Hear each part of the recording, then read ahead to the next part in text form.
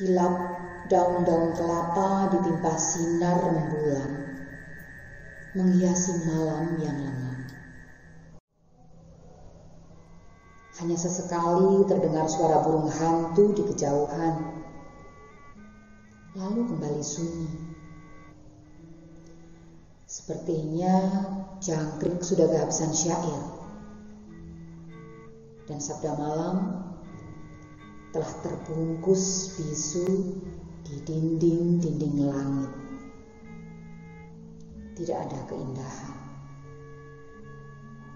tidak ada kedamaian. Sepi yang panjang tinggal menyisa siksa. Raut wajah Kirto jelas menggambarkan itu semua.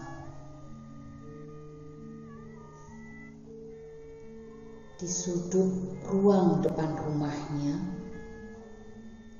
Bonang diam dalam kegetiran. Sementara Kendang hanya terpaku, kulit di salah satu sisinya sudah koyak. Tepukan tangan Sarkam terakhir 2 tahun lalu menyempurnakan koyakan menjadi 2 bagian. Mengakhiri harapan demi harapan yang coba mereka bangun. Toh, kenyataan tidak begitu saja berganti ketika dibawa tidur. Hanya terlupa sesaat. Dan esoknya, kebutuhan yang lebih besar menuntut dipenuhi.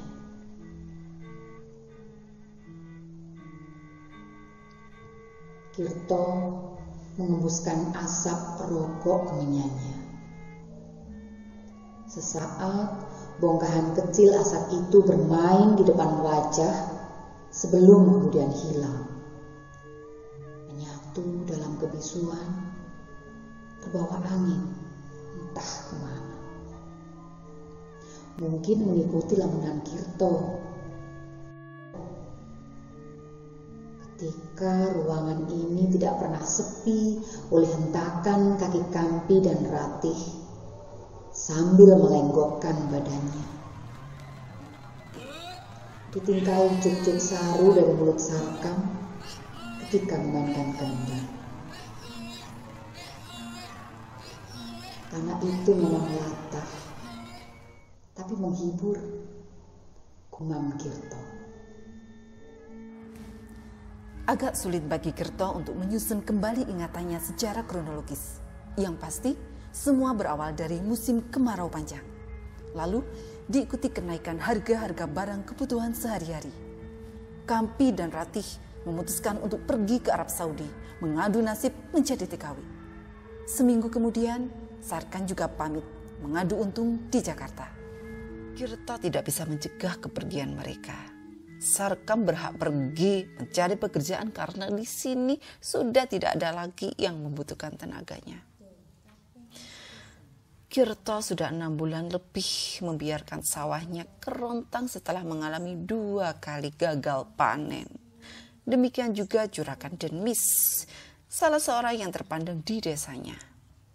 Maka tidak salah ketika Sarkam begitu antusias menyambut ajakan temannya yang baru pulang dari Jakarta. Upah kuli batu di kota besar sama dengan gaji pegawai kecamatan. Promosi temannya. Tapi Kirto yakin tanpa promosi pun Sarkam akan tetap pergi. Apa yang masih bisa diharapkan di sini? Kirto kembali menyulut rokok yang baru selesai dilinting. Wajah keriputnya kian tenggelam dalam masa lalu. Ia merasa kampungnya semakin sepi. Kemarau makin tahun semakin panjang saja. Kebutuhan hidup melangit. Sulit dijangkau oleh orang seperti Sarkam yang sudah mewarisi kemiskinan dari beberapa generasi sebelumnya. Pemuda-pemuda dari desa kini lebih suka merantau ke kota-kota besar, yang perempuan tampak bangga bila sudah bisa naik pesawat terbang. Jadi babu di luar negeri menjadi obsesinya. Langgar menjadi begitu asing di tengah hingarnya goyangan musik dangdut dari balik rumah-rumah berdinding gede. Zaman sudah berubah, kata Agung ketika pulang lebaran kemarin. Meski sudah diwisuda sejak tahun lalu, anak bungsunya itu masih menganggur, namun memilih tetap tinggal di kosan. Katanya sedang menunggu panggilan kerja. Tidak tahu kerja macam apa yang dicari. Kirto kurang jelas. Hanya saja sudah 1 hektar sawahnya melayang untuk memuluskan lamaran kerjanya. Lengger sudah tidak ada lagi yang mau menonton, apalagi menanggap. Mereka yang punya hajatan lebih suka menyewa video film. Ya, zaman sudah berubah. Kirto mendesak. Kata-kata anak-anaknya sekarang menggeliti perasaannya. Secara halus, mereka mengingatkan usianya yang sudah lama tua. Tinggal menunggu hitungan hari. Pagi atau sore, panggilannya datang. Daripada gambarnya itu berkarat, lebih baik dijual saja.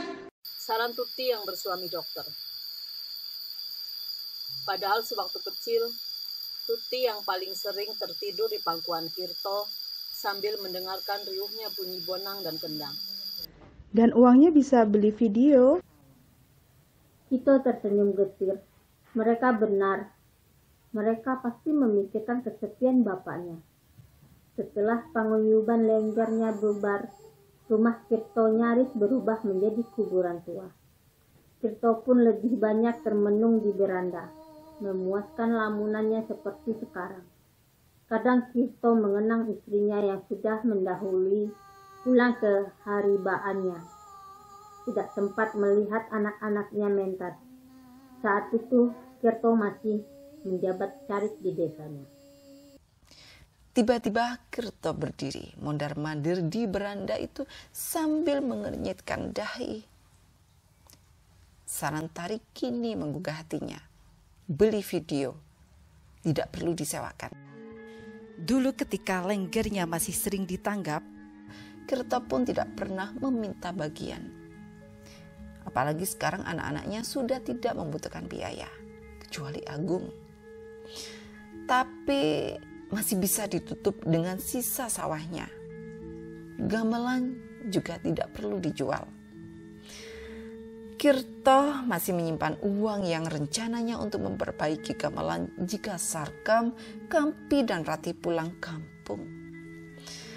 Tapi kapan mereka pulang? Sarkam hanya sekali pulang. Sedangkan Kampi dan Rati tidak terdengar kabarnya. Orang tuanya pernah mengeluh, tapi Kirto pun tidak punya solusi. Dia bahkan berpikir mungkin Kampi dan Rati sudah seperti Agung, tidak mau lagi tinggal di kampung. Senyum Kirto terlihat lagi menyambut pemutaran perdana video filmnya. Sebuah film nasional yang kasetnya dipinjam dari kota kecamatan. Beranda rumahnya kembali ramai. Bukan oleh suara gamelan atau juk-juk Sarkam, tapi celoteh orang-orang yang menyaksikan film.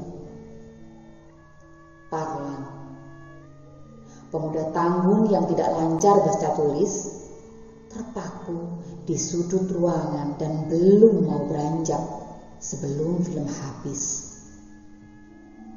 Pasti karena adegan-adegan romantis di film yang memaksanya. Kirto beberapa kali memergoki wajah Parlan menegang saat Inneke berjumbu di layar kaca. Malamnya Kirto bisa tidur dengan nyenyak. Kebahagiaan yang sempat hilang kini sudah kembali. Ia begitu bahagia rumahnya dipenuhi warga lagi. Kirto merasa dirinya masih punya arti.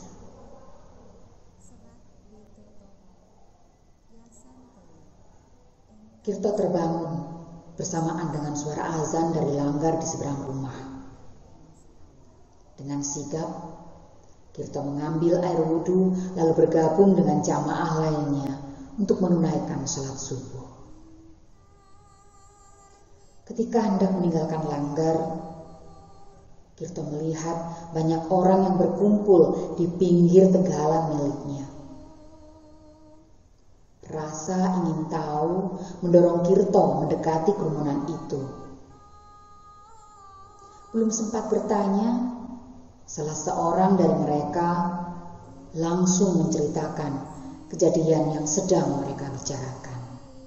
Gina, anak Litrimo, dibunuh orang tadi malam. Mayatnya dibuang di sini. Kirto tersentak. Seumur-umur menjadi penghuni desa ini, baru sekarang ada pembunuhan. Dan tragisnya, mayatnya dibuang di tegalannya. Siapa yang membunuh? Parlan. Parlan? Untuk kedua kalinya, Kirto tersentak. Anak tidak tamat SD yang terkenal alim itu jadi pembunuh. Kata orang-orang yang ikut mengantarkan Parlan kantor polisi di kota, semalam sehabis nonton video, Parlan langsung bertandang ke rumah Gina, tunangannya. Kebetulan Litrimo keluarga sedang ke Wangon, jadi Gina sendirian di rumah. Parlan mengajak Gina main gituan. Terang aja Gina menolak, wong mereka belum menikah. Tapi rupanya Parlan tersinggung. Telinga Kirto mendadak terasa panas. Napasnya memburu. Semua yang dilihat seperti berputar. Dengan langkah tertatih, Kirto meninggalkan kerumunan. Badannya tertekan seakan ingin meledak. Konyak kanyuk melalui